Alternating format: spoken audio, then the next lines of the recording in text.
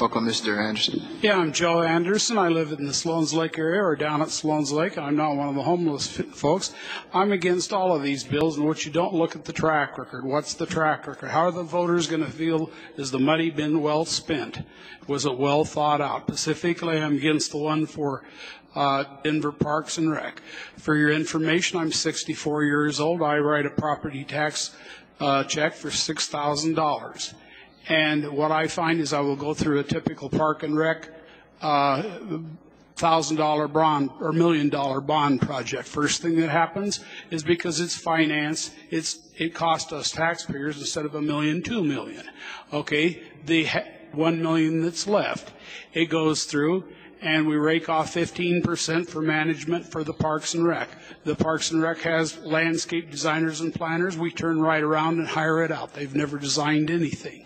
The next thing, we find cronyism there, and we will pass it on to every engineering company and say, here, can you take a chunk off? Can you take a chunk off? The next, we go to a company called Central Denver Iron Works, who charges $28,000 for a Sanilet screen, and expensive pavilions, and the park signs. Take a look at all your park signs, the ones that are in the parks. How well are they holding up, the green ones, and what are you paying for them? I would like, through the Open Records Act, to find just what we spend with Central Denver Iron Works.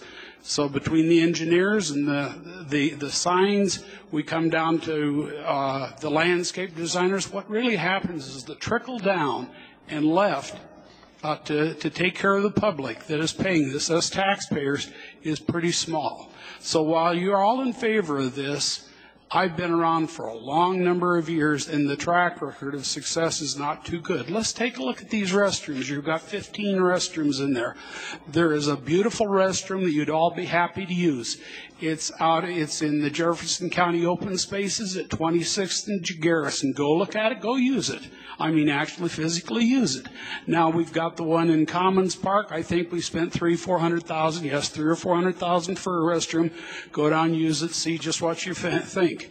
Some of you council fee people, as you sit down to use it, will find the absolute lack of privacy could be, if I were a female, a little, it's interesting. Go look at the one on the south side of Sloan's Lake. We just spent $300,000. Look at the revision at Berkeley Park.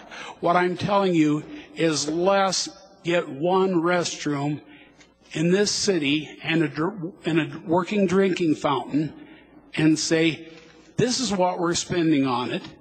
This is who does it. Because what you're doing with your 15, you might as well take your money up, grind it up, and flush it down the toilet. Please put me on the front page of the Denver Post. Let me go take and tour, and we'll go out and with the Denver Post and take a look at these other things. I spend a lot of my time. I'm retired out of the water world. Very, very well-run facility. I realize the red light's on, but yes, this is an unhappy taxpayer because of lack of success in these projects. Thank you, Mr. Anderson.